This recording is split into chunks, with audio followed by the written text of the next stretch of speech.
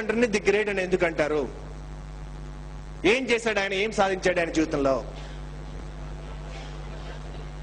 చాలా రాజ్యాన్ని సాధించాడు. అయితే ఆయన గురువు గారు అరిస్టాటిల్ అంటారు, ఇండియా వెళ్తానంటే వెళ్ళు, కానీ ఇండియా వెళ్తే కోరికలు తగ్గిపోతాయా? ఎందుకంటే అక్కడ కర్మ సిద్ధాంతం ఎక్కువ. మనకి ఎంత రాసి పెట్టింటే అంతే వస్తుంది, దక్కేది ఎప్పటికైనా దక్కుతుంది, దక్కనికి ఎప్పుడు దక్కదని. నీకు ఇంకా డిజైర్ చచ్చిపోతే ఇంకేదైనా సాధించాలని జాగ్రత్త అంటాడు. అయినా వెళ్తానంటే సరే వెళ్ళు, కొంచెం జ్ఞానం తీసుకురా, ఆ జ్ఞానాన్ని ఎక్స్ప్లెయిన్ చేసే మహర్షిని కూడా పట్టురా అంటాడు. ఆయన ఇండియా వచ్చి మహర్షి దగ్గరికి వెళ్తే ఆయన సూర్యోదయం చూస్తుంటాడు. సో ఈయన ఆయన అలెగ్జాండర్ ది గ్రేట్ అంటాడు. ఆయన ముందు అడ్డు తప్పుకో, సూర్యుడికి అడ్డుగా వచ్చావంటే.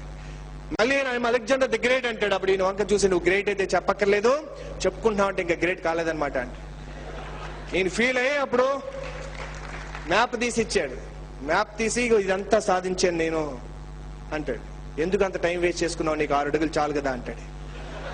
ఎవరు చెప్తే మైండ్ దిమ్మ తిరిగి బ్లాక్ అయిపోతుందో వాళ్ళే మా మహర్షి గారు.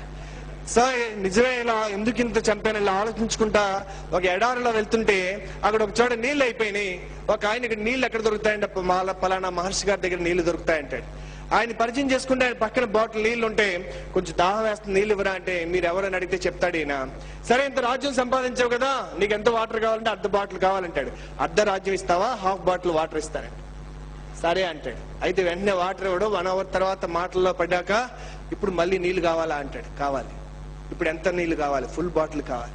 నీ పూర్తి రాజ్యం ఇస్తావా, ఫుల్ బాటిల్ ఇస్తాను అంటే, ఇంకో దారి లేక సరే తీసుకోండి అంటాడు. ఈయనేం చేసుకుంటాడు ఆయన. అప్పుడు ఆ మహర్షి నవ్వుతాడు, you wasted your life for a bottle of water అంటాడు. అప్పుడు అలెగ్జాండర్ అలా బాబిలోనియాకి వెళ్తా విషజ్వరం వచ్చింది. 15 రోజులు ఎంతమంది డాక్టర్లు ట్రీట్ చేసినా తగ్గలేదు. లాస్ట్ లో కమాండర్స్ పిలిచి 3 కోరికలు కోరుతాడు. మొదటి కోరిక, నా శవాన్ని నన్ను ట్రీట్ చేసిన డాక్టర్లే మొయ్యాలి. రెండవ కోరిక, నేను చాలా కలెక్ట్ చేశాను వజ్రాలు, వైడ్రియాలు, ఇవన్నీ శ్మశానం వరకు రోడ్డు మీద వేయాలి. మూడవ కోరిక, నా శవాన్ని శవపెట్టుకలో పెట్టి 2 కన్నాలు పెట్టి చేతులు బయట పెట్టి తీసుకెళ్లాలి. సో అప్పుడు ఒక ఆయన ధైర్యం తెచ్చుకుని, సార్ దీని మీనింగ్ ఏంటి అంటాడు. చూడవయ్యా, ఎంత గొప్ప చక్రవర్తినైనా ఏ డాక్టర్ నన్ను సేవ్ చేయలేకపోయాడు. అందుకే హాస్పిటల్లో టేక్ కేర్ అంటారు. Because nobody will take care of your self by your self. That is the first message is given. Second, డబ్బు వెనకాల పడ్డాను జీవితంలో పొరపాటు. నాకు ఇష్టమైన పని వెనకాల పడాల్సింది, డబ్బు నా వెనకాల పడాల్సింది.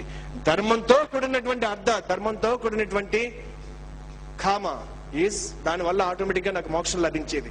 కానీ ప్రేమించే తల్లిని ప్రజల్ని వదిలేసి డబ్బు వెనకాల పడ్డాను. తిరిగి వెళ్ళలేనటువంటి ప్లేస్లని జయించాను. Waste not your life, don't change your dreams, do something you love and let everything be after you.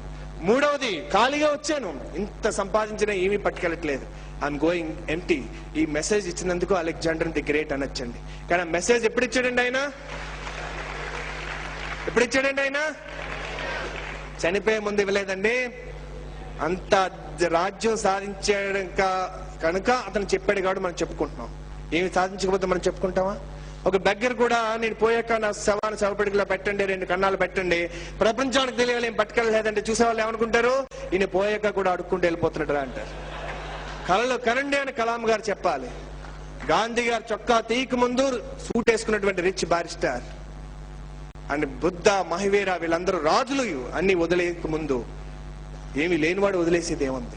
నువ్వు జీవితంలో ఏదన్నా సాధించి, చాలా మంది అడుగుతుంటారు ఐ వాంట్ బి స్పీకర్ అని. నీకేమన్నా స్టోరీ ఉందా? నువ్వేమన్నా సాధించావా? చెప్పే హక్కు సంపాదిస్తావు. అందుకే ఆచార్య దేవోభవ అన్నారు, ఆచరించి చూపించి జీవితంలో, అప్పుడు చెప్పే హక్కు కూడా నీకు వస్తుంది. Thank you so much.